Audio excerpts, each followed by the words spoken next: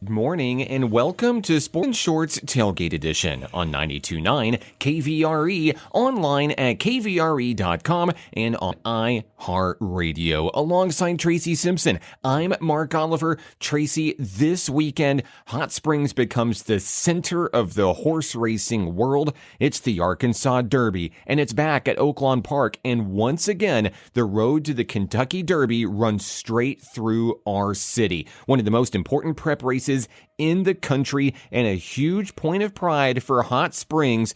It's Arkansas Derby Day. Are you ready? I had a chance to drive through town yesterday as everybody was getting set. All the tents are set up out there on the track. Everybody is ready to go for one of the biggest days at Oaklawn this year. Well, it is definitely. It's not only just the thoroughbred industry, but everybody around the area, of course. And if you're an enthusiast, that's one thing, because this will be a premier day. And actually, Friday and Saturday are some of the best racing around, not only the United States, but the world. As we got the champion 3-year-old fillies on Friday, you got the best of the best colts and gelding 3-year-olds on Saturday. So it's unbelievable. And of course, all these are vying for points, a point system that you got to accumulate to be able to get into the Kentucky Oaks or the Kentucky Derby. So it's huge. You're going to get the best of the best of the best.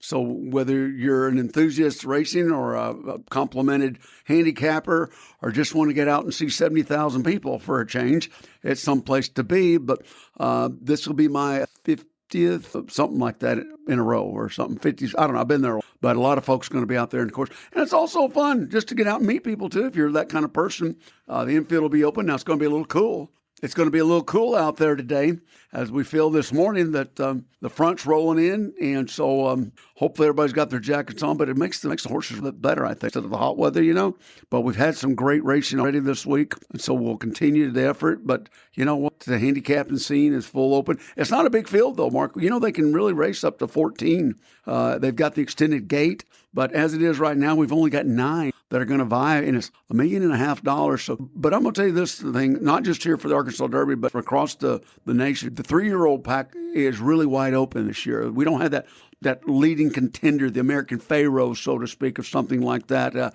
There's just not one set 3-year-old that's really everybody's gearing up on. So this is an open competition that I think maybe surprised some folks today, which in the past, we've seen some big numbers. We've seen huge numbers. As Mind the Bird and all these other ones at the Kentucky Derby, and we've got those ones that are here. And, of course, we got some local connections, and so we've got some from as far away as Dubai. So, it's one time only that people can come together. I've been to this one, and I almost compare it with the, not quite as much Kentucky Derby. They have several there, but it's one of those events, if you're in Arkansas, put it on your bucket list for just maybe one time. Because even if you're not much into horse racing as far as that, if you're into having a good time, the kids can come out there, and it's something for everybody. The bands will be playing. There'll be a bouncy house, so a little bit of everything. Of course, the food, which you know me and food, it goes hand in hand. And but if you want to see some premier athletes, both the ones on their backs and the ones running, then this is the best into that market. It's absolutely something to come out and get you like. Yeah, absolutely. Whether you're a professional handicapper or you're a professional people watcher like we are in our house, we're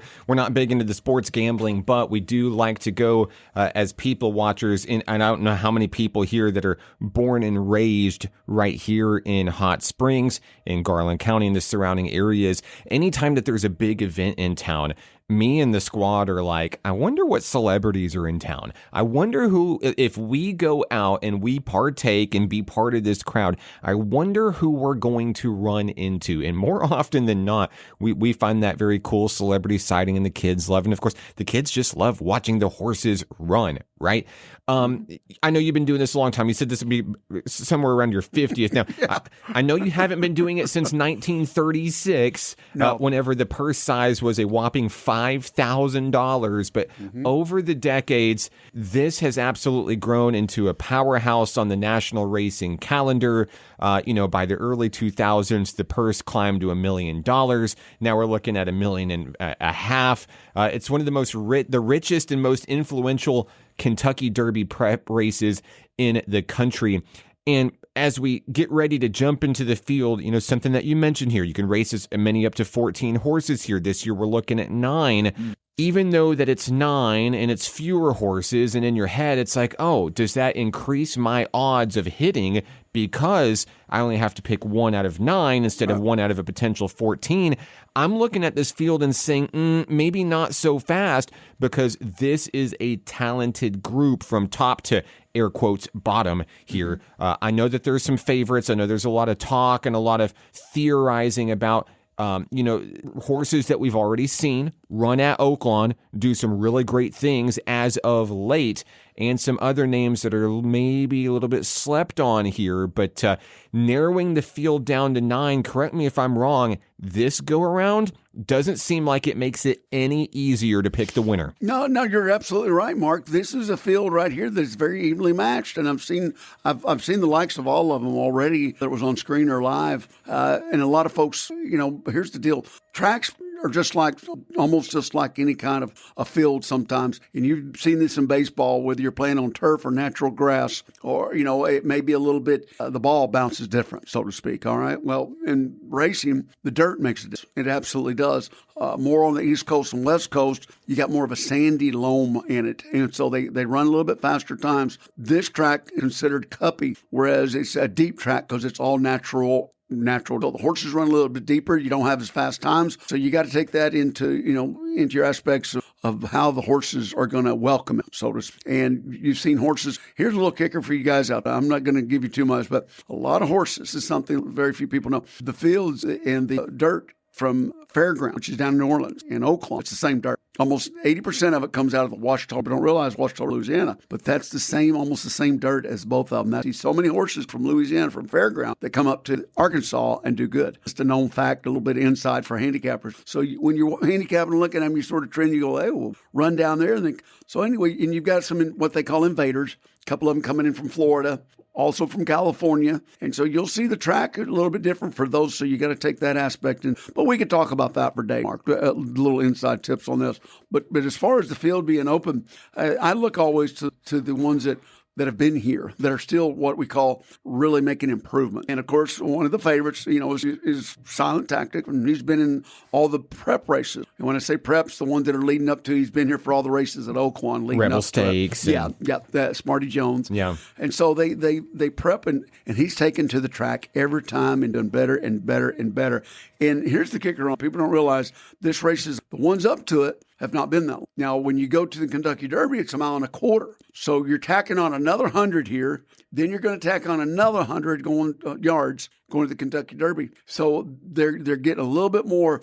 And if you watch the last race with Silent Tactic, he just missed out. He got nosed out, for a fact. That's right. A strong second-place finish. And he was coming on, though. So if he'd had another 100 yards, let's just put that in perspective. Right. He might have finished out, is what they finished out. He might have went ahead and won that one. So he always makes a strong run at him.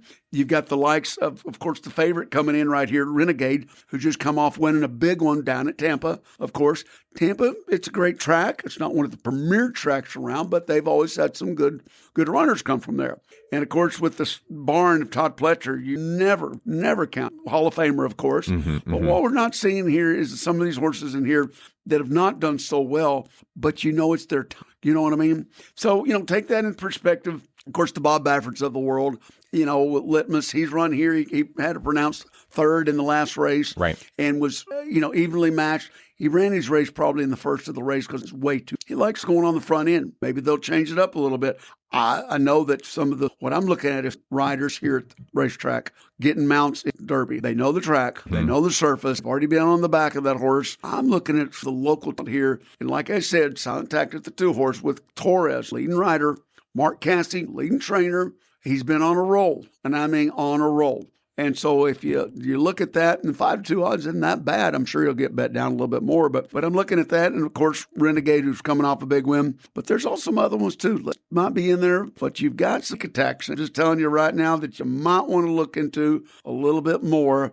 And one guy that's always sent him to the track and always had some good aspect of it is McPeak. He knows it. He won the Arkansas Derby. He won the Kentucky Derby. And, of course, what's Friday? his big mare filly the bobblehead just for her. So what I'm saying is this guy knows racing. A 3-horse, Blackout Time, coming on strong, working into his own little, I mean, right now I think he's getting better and better. And finished 4th in the Rebel Stakes. Yeah, and then he came up with a little bit, they said he came up with a little barn flu. Not a flu, but they call the horse like a cold. Mm-hmm. Came up with a cold. And so he said he just didn't get full lung capacity. Wasn't running his best. Just say he went out. I think you'll see big improvements also. So there's 4 of them right there you want to look at, of course.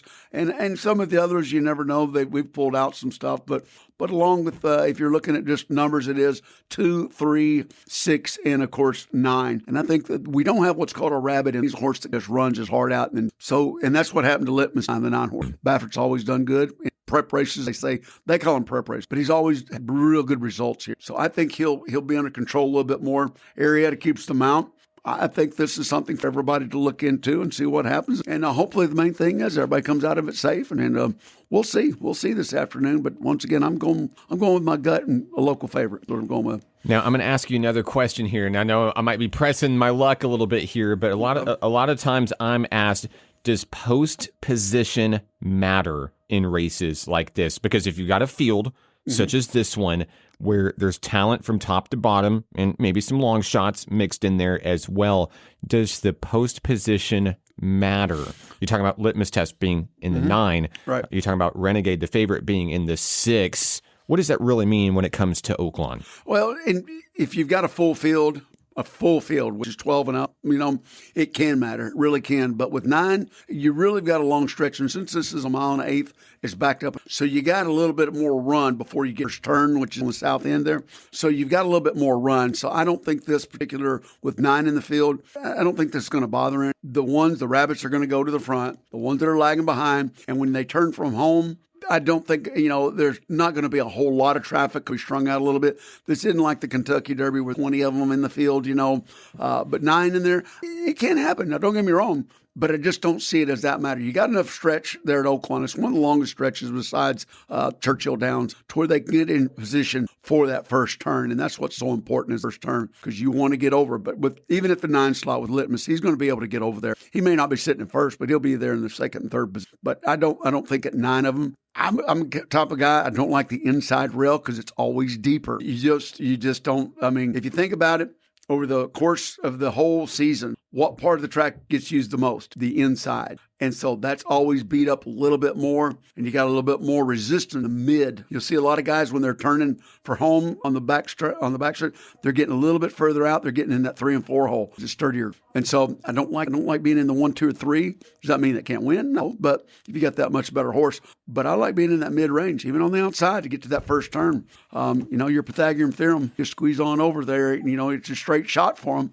You don't have to work your way out. And so I don't think that's that big of a deal, really, to be honest with you. The Arkansas Derby has produced 6 Kentucky Derby winners, 11 Preakness winners, and 6 winners of the Belmont Stakes. And who knows, maybe we will find the next American Pharoah or the next Smarty Jones or even the next Sonny's Halo dating back to the 1980s. But no doubt about it, this year's field looks to be one of the best that we've seen in recent years at Oaklawn Park. Yep, I'll toot my horn a little bit. You can go to TracyTrackTalk.com if you want a little bit more information. Matter of fact, a lot of them there. Actually, what I'm going to be going with. We've got a big show planned for you today on Sports and Shorts Tailgate Edition. Don't go anywhere. MLB is underway. Baseball is back. Tracy and I break down our postseason and World Series predictions. When we come back, it's Sports and Shorts Tailgate Edition on 92.9 KVRE. Second quarter coming up. And we're back, Sports and Shorts Tailgate Edition, 92.9 KVRE, online at kvre.com, and on iHeartRadio with Tracy Simpson. I'm Mark Oliver. Tracy, there's a lot of things that have changed in my lifetime. I'm very reflectful today because today also happens to be my oldest son Michael's 18th birthday. So now I'm the father of an adult child. I don't know. How did you get through this? This is a very bittersweet day for me today. I know you've done this multiple times now. Mm-hmm. Am I going to be okay? No, not for a while. Not for a while, because you're going to reflect on it two different ways. A, my little boy, man. He's grown up. Okay. He's about to graduate high school. Then you're going to really reflect on it later part of this evening in the bathroom. I'm an old man. Yeah. So well, I've been feeling that one already. So it's a double. This will compound it, trust me. So you'll get a double dip. But realistically, the first one is, hey, I've done something okay. I've got one to where he's old enough to vote, but he's also old enough, listen, to be enlisted. And it's a grim reality when you think about the two different things. Think about having a kid back in this. Yeah. Okay. I've got an adult now. Now, whether they act like it or not is a different question. Sometimes I've got one that's a different generation. In the 30s, it still doesn't act like it sometimes. It's definitely a different generation. But it's great. Reflect on so many, the good and the bad, of course. But, you're going to have what I've always said, mountains of still, you hug them and love them no matter. I remember Michael, as a youngster, taking him to Family Park for fun play days. I remember when Netflix was a mail-in DVD company where you rented your movies through the internet. They send it to you in the mail. You watch it. You send it back. It was the craziest thing, which brings me really far full circle here to where now Netflix is the home of MLB opening day on Wednesday. The Yankees and Giants. You could watch it on Netflix. Boy, what an age we live in now. But love it or don't love it. No, you absolutely love it. The MLB is here. We're back. And there's a lot of questions in both the American League and National League going into this season. Will the Los Angeles Dodgers be the first team to three-peat as World Series champions since the Yankees from 1998 to 2000? That's a long time ago. That predates all three of my children. How will stars in new places like Freddie Peralta for the Mets, Alex Bregman for the Cubs, how will they fare? And which team will come out on top in a competitive AL East with the likes of the Yankees and the Red Sox and, of course, the Toronto Blue Jays, who, let's face it, they were 2 outs away from winning the World Series? And what will we see from Shohei Ohtani? Because, get this, and this is true, his first full season as a two-way player for the Dodgers. And, of course, what surprises will the playoffs bring this year? We begin in the American League, Tracy, where we have to start with the AL East. That's the home of the Toronto Blue Jays, who I think shocked many, many people last season in the rise to the World Series. They take down a very hardy, talented Seattle Mariners squad in the ALCS. They take the Dodgers the distance. Game 7, they're right there. They're right there. Man. They fall short, but for those baseball fans out there that are against dynasties and are always rooting for the quote-unquote underdog, it gives you that glimmer of hope that there is somebody out there that can take down the massive payroll and the star-studded roster of LA and the Dodgers dynasty. It's closer than you think. And then, of course, in the AL East, I believe this division will also be closer than you think. Because on paper, MVP Aaron Judge, whether you thought he was the MVP or not, and he shouldn't have been. He should not have been, but he was.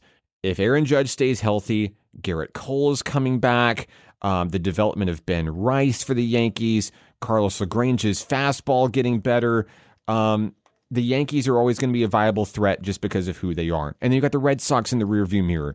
They shook off that controversy with Rafael Devers. They've got some really talented pitching coming up with Garrett Crochet, Sonny Gray, and Ranger Suarez. And of course, the Red Sox are going to get a full year of Roman Anthony as well. It's a sneaky good lineup behind him. And of course, the Blue Jays adding Dylan Cease. Even though Bo Bichette is gone, they had some very strategic moves, especially in the bullpen, to try to keep them atop here. Let's start here. AL East, likely going to feature many wild cards in the American League. Mm-hmm. Is this the Blue Jays division to lose, or is someone else the front runner going into 26? Mark, here's my whole scenario on this. The Yankees have been there so close, but yet so far away. And the reason I say that is, and I'm not going to point fingers, but sort of, Aaron Judge has got to do this year. He's going to be in the limelight. There's no doubt. How many dingers last year? 60s, whatever it was. But when it came time to shine, he wasn't there. And I know he hit some home runs to catch them up, but when it was the 8th and 9th and ready crunch time, he just wasn't there. We know he was hurt last year a lot. Okay, still though. But if he doesn't produce this year, that's what's been happening. I mean, half the problem all this time. They've had to fluctuate their lineup. And like you said, though, their mound, their rotation from what it's already looks like it could be the real deal. But Judge, a couple others, they're not getting any younger. All right. We saw what happened in the world of sports with baseball. So is it really once again going to be the World Series? And then the Boston, I think this is more rebuilding. And I know they're in the background and they got all the stars, but then everybody's got stars on them. But I think I got to watch some of the spring ball. Wasn't too happy about it. Of course, they don't show it all, but they weren't right there. Toronto, consistent. Did you see how many different players they utilized in the spring break? This was something that you didn't see the same people over and over. They did a lot of rotating. So I think that they already know, and it's strong. Which is absolutely correct to do at this stage, by the way, too. I liken MLB teams to kind of like buying a used car. So like, if you have a proven roster and you don't have to make a whole lot of changes, exactly. With some of these veterans, Aaron Judge, I get it. He's in the MVP discussion. I don't think he should have got it, but that's fine. With your stars, it's another year older. Sometimes it's another year stronger. Sometimes it's another year of wear and tear. So when you think about it from a used car perspective, once that car starts showing those signs of wear and tear, once things start breaking down and need fixing, a la the Aaron Judges of the world, you're out there, you miss time for this ailment. Once things start breaking down, more things typically start breaking down after. Right? Now, I get it. On every car, things are going to start breaking down at some point. This Yankees roster, a little bit older. Fine, you can give them veteran status. You can put whatever label on it you want. But when you look at the Boston Red Sox of the world or the Toronto Blue Jays, those cars are a little bit younger. They're a little bit flashier. They don't have as much wear and tear on them. It's an 162-game regular season. There's already so many calls to shorten it. Will it ever happen? I don't know. But for right now, we're playing what's on the schedule here. It's a long year. Toronto already showing in spring training ball that it looks like it's got its mind in the right place here. I'm not as high on the Yankees just because I've seen this show before. I've read this book before, and I don't know if this roster can go the distance a whole 162-game season without some bumps in the road, without some injuries along the way. Toronto and Boston, to me, appear to be better built for the long haul. To me, this is the division for Toronto to lose rather than win. I think that they're the favorite to take it. I was very high on Boston last year. I had Boston as a World Series team out of the AL last year, and I was wrong. I may have been a year or maybe two slightly premature there, but the pieces are in place for the Red Sox to make a rebound. Could be this year, could be next year. Is their manager though? Is he going to put the right people out there? Because I'm going to tell you what, their rotation, if you recall, that's what led them down to their downfall. Well, I'm going to tell you right now, and as trigger happy as professional sports teams are, especially with their manager, with their head coaches, this is do or die for Boston this year. If they don't get over the hump this year, and you even said it yourself, you think this might even be a rebuilding year. Yeah. The front office won't necessarily see it that way. I believe that if the Red Sox do not perform up to expectations, deep playoff run. I don't think it's championship or bust, but deep playoff run. If they don't get there, I do believe that they'll make a change at the head while keeping this rebuilding a quote-unquote roster that to keep getting them to the position where they can be there. I like Toronto winning the AL East here. I'm with you. Now, as I make my way back through the rest of the American League, I mean, you look at the AL Central, it's boom or bust for Detroit here. I don't see anybody else, and I'm a White Sox fan, and look, I think the tank is not going to be rolling this year. Finally, hopefully, maybe. They had some really good off-season additions for the hot stove. I was actually pleasantly surprised with what the White Sox did in the off-season to make me think that they're actually going to try to compete and play baseball. I'm going to cross my fingers because, once again, I've played this game before. I've seen this game before. I won't believe it until I see it out of Chicago. Detroit with Tariq Skubal. We saw what he did in the World Baseball Classic, even just in little spurts there as he pulled off to get ready for the regular season. They've been 1 win short of the ALCS 2 years in a row. This roster continues to mature. The rotation continues to get better. They got a new closer in Kenley Jansen. He is proven in that role. With Kevin McGonigal coming in, he's already projected to be the AL Rookie of the Year. I mean, Detroit could absolutely make some noise and finally get over the hump this year. That's okay. You just took my thunder. Thank you very much. Appreciate that, buddy. This one's a little bit easier. I know, that was given. That was given, dude. You weren't going to reasonably go with anybody else in the AL Central, and no one is, unless you're just a diehard fan of your team and you're just full of copium. Now the AL West. You've got the Seattle Mariners there who do appear to be the favorite once again. This is a division that technically has a team that belongs to Houston in it, but we're not talking about them, okay? We're talking about the Seattle Mariners here. No Stros. Look, that's over and done with. Look, they might as well just move the team and start over. So the Seattle Mariners, best rotation in the American League. I think looking at any team in the American League, they got 5 starters that are good enough to start on opening day. Their closer, Andres Munoz, is really, really solid. Josh Naylor is going to be there for a full season at first base. Julio Rodriguez is primed to have a good start here. And, of course, Cal Raleigh. The should have been the MVP last year. I know. I'm not going to get off this high horse here. The Mariners got a good taste of the playoffs last year. They want more, and I believe that they're going to be back and hungry for more. Whenever I look at my projected division winners, Toronto, Detroit, Seattle, I'm looking at 3 squads here that I think, even if it's any of these squads here, maybe not so much Detroit, but I think that these squads may have what it takes to at least go toe-to-toe and be competitive with LA. Mark, here's the deal. If Seattle, you're right, the taste was there. But you know what else they got the taste of? Bitterness. Yes. Because they're going to have to do it on their own, because they're not going to get help from any of the press or anybody that's looking at them in a friendly. Can you imagine? This would have been iconic. We had Seattle and Seattle. Okay? Yeah. Now, I know back in the day, the Supersonics, but anyway, to double down, they weren't going to let that happen. Right. They were not, and I say they in quotation, but they weren't going to let that happen, especially when they just absolutely robbed the MVP to a guy that obviously earned it.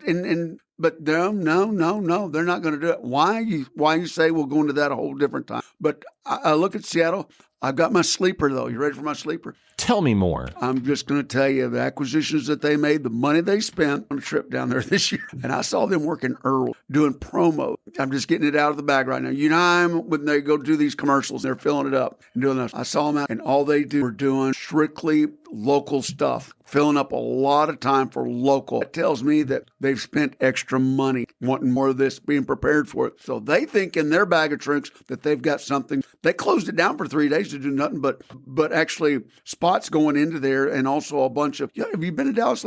All the billboards? Mm-hmm. Doubled down on the billboards this year. Mm-hmm. That to me tells me that there's something in the water that they're thinking. And I could go into all the players and stuff like that. They made some good acquisitions this year. I'm not so sure, of course, about their rotation. Seattle's obviously, you got the number one guy calling pitches. Yeah. He doesn't wait for the dugout. Yeah.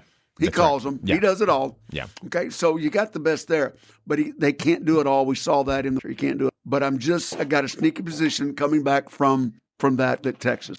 Just my sleeper. I don't hate that. My sleeper team is actually just a little bit north of us over in Kansas City. I like the Royals as a wild card, as a potential third wild card here. But going back to Seattle, one thing I will say, as high as I am on Cal Raleigh, I do believe that you need to temper your expectations of what Cal Raleigh is going to give you this year. Just like Saquon Barkley 2 years ago for the Eagles, putting up this monster stats, he fell off quite a bit last season, right? And Philadelphia was not the same team, didn't even make it to the Super Bowl at that point.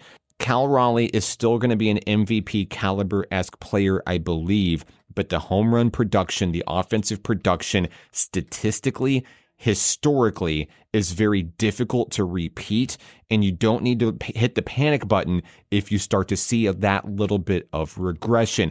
Simply put, if you're Seattle, look, he's the cornerstone of your offense, and he should be, but he can't do it alone, because if he didn't get it done last year, if he couldn't get the team over the hump by himself, which he shouldn't have been able to anyway, it's not fair to ask him to do that. Don't come into this season, if you're Seattle, expecting him to carry you on your shoulders. It will take everybody, including that rotation, to get it done this year. If you really want to go to the big dance, if you really, really, really want to get to the dance and get over the hump, you've got to play together baseball. And I'm looking forward to it this year. I think he'll back off a little bit, though, Mark. You're absolutely right, and not play the major role and have to, get him out of a ninth inning, shut off situation where he comes in and hits another dinger. But I think he's backing off himself. Maybe mentally that'll help him. All right, Tracy, I know we're running out of time in this segment. We still got the NL coming up here, but before we do, tell me who's going to represent the American League in the World Series this year. Your prediction? Toronto. I like Seattle here. Okay, both. But I would not be surprised to see a Blue Jays Mariners ALCS. I think that's very likely in this sense. But I'm gonna go Seattle here, World Series. All right, fair enough. National League breakdown coming your way next. Don't go anywhere. Sports and Shorts Tailgate Edition continues in a moment on 92.9 KVRE. Third quarter coming up. And we're back, Sports and Shorts Tailgate Edition, 92.9 KVRE. Tracy, as we break down the National League for the 2026 baseball season, we're going to start a little bit differently here because, yes, LA has won back-to-back World Series. It's the first time since the turn of the century that this has happened. And I think it's a really good thing for the MLB that we've seen this level of parity up to this point here. But now, of course, LA is looking for the three-peat, something that hasn't been done since the New York Yankees right before the millennium here. The Dodgers, obviously, enter this season as the clear number one team in baseball. They've added Kyle Tucker and Edwin Diaz, strengthening an already elite roster, and everybody everywhere already has the Dodgers as the highest World Series odds in the MLB, nearly triple of any other contending team. So here's the question. If LA is the best of the best, if it is their trophy to lose at the end of October, let's break down the National League and teams that you believe might have a chance of not only winning their division, making some noise in the wild card race.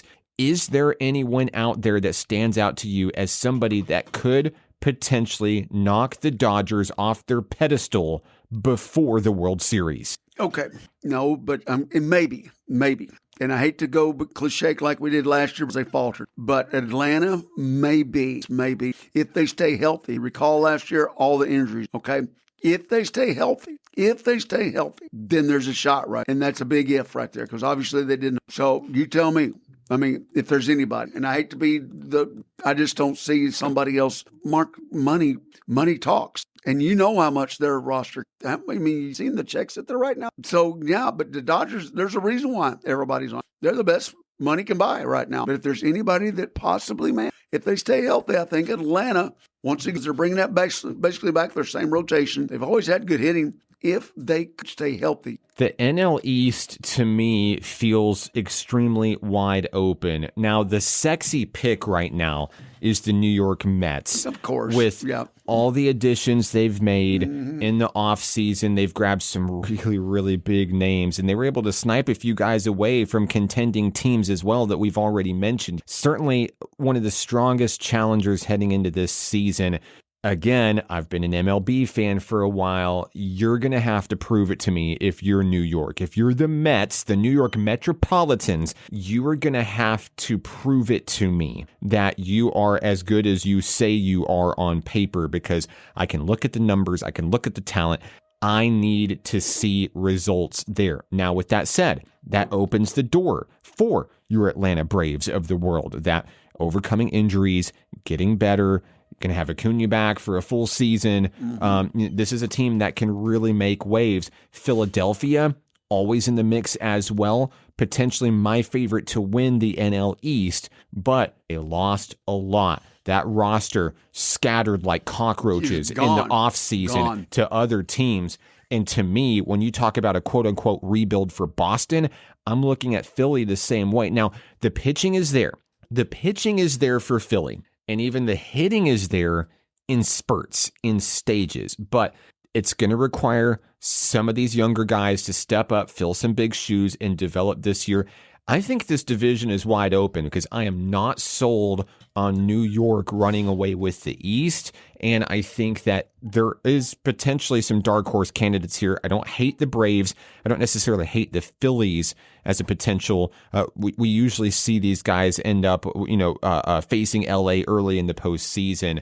Another team that I'm really looking at here that I think has some potential to make some noise is the Chicago Cubs. Pete Crow Armstrong just got a multi-year deal. The Cubs are banking on PCA.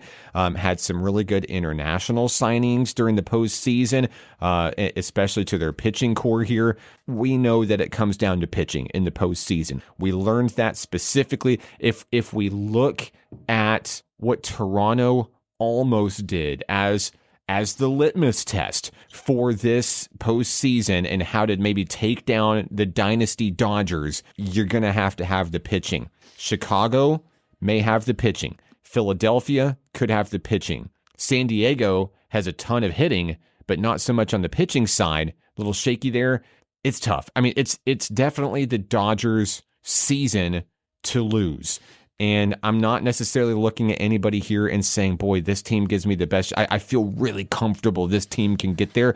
I believe that these teams can get maybe to the NLCS, but at that point, taking down, I mean, you never know what's going to happen with injuries. You never know what's going to happen if maybe there's just a flaw that's exposed, one turnover, one missed pitch, one timely hit that can take you down. But for me, I believe the best chance to take down LA rides either in Philadelphia or in Chicago. Well, and I'm going to go with those 3 or 4 teams you were talking about. Tom C hasn't been there a long time. Right? No. And I don't even think the Subway Series has been the series in what? Year 2000. Okay. So let's just, I'm sorry. I'm the Metropolitan Mets but I do like your Cubbies. I do like the Cubbies. I'm going to go with you on a like. I could see something because Chicago has been really yearning for something since the Bears almost last year. So I do like that. Nothing being derogatory about your Sox. But anyway, I think there's a shot there. But you're absolutely spot on about Phil. Bryce Harper. Same thing as Cal Raleigh. You can only expect him to do so much. Right. This is a team sport. Right. And out there. So, I hate to be cliche, but it's the Dodgers to lose. It's just that bottom line. I don't think anybody will disagree with you on that one there. So as we kind of break down further the National League here, it's the Dodgers versus the field. Which team? So you're settling in. Which team do you think may face off against them in the NLCS? If you had to pick one, and maybe it's your dark horse Braves, or maybe it's someone that's maybe a little bit more consistent over the years. No, I'm still going. I'm going to flip a coin. It's still going to be. You brought up the Cubbies, and I really like them a lot. I really do. And the reason I said my brother-in-law is a big Cubby fan, and through just talking about with spring break, been running to him a lot. They coming over to Hot Springs, and he was talking a whole lot about. I said, "This may be our year," and stuff. And then my nephew chimed in and said, "Possibly," because they go to a game. They always go to games up, and so we're like, "Man, this is going to be the year." And they were talking about all the acquisitions and such, and you were talking about reloading and putting the money where they needed to put it in. And so, I think there's anybody that they can make a run on. I'm just saying that Atlanta. I think, and that's the whole deal. I had Atlanta last year, but they, of course, had all the. If there could be anybody keeping a trainer in business, it was Atlanta last year. Yes. So, but I think you're right. I really do think. I think the Chicago resurging this, and honestly, that's the one that could even come. It's two flawed teams. Like if you look at Chicago and Philadelphia, Chicago has the pitching. The hitting needs to develop this year, and it's really vice versa for Philadelphia here.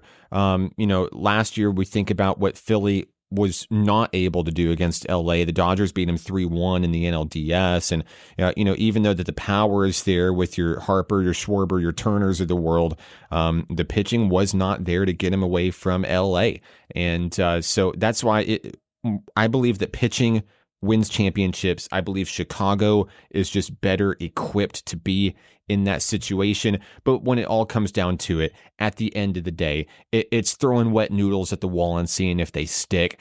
I still have the Los Angeles Dodgers advancing to the World Series. Yep, there's no doubt. I mean, they're the one that's just star-packed, loaded up, be more money. I'm going to tell you what, if they, can you imagine this, how much that just to get, to show up at an event after they win it 3 years in a row. I can't even imagine what's that team going to be worth then? Oh, goodness gracious. It will absolutely be huge here. Okay, so you have Dodgers, Blue Jays. I have Dodgers, Mariners. There hasn't been a repeat World Series matchup in 48 years. It was Dodgers, Yankees in the late 70s, but Toronto does have enough talent to set up a rematch there. Do you have anybody beating LA in the World Series? Toronto. So you believe that Toronto will get it done? I think they've got that chip on their shoulder that they could possibly. I really do. Don't get me wrong. Seattle's a strong side. Okay, very strong. Sure. But I can't believe Kyle Raleigh's going to. There's no way he could. My heart says Seattle. Why? My wife will say, "Hey, your heart's not so great these days." My brain says Los Angeles. I'm going to pick the Dodgers to go for the three-peat. Right. I don't want to. You get some orange I don't juice. want to, but the numbers to me don't lie. You get a gallon of orange juice, a gallon of something. So we'll go.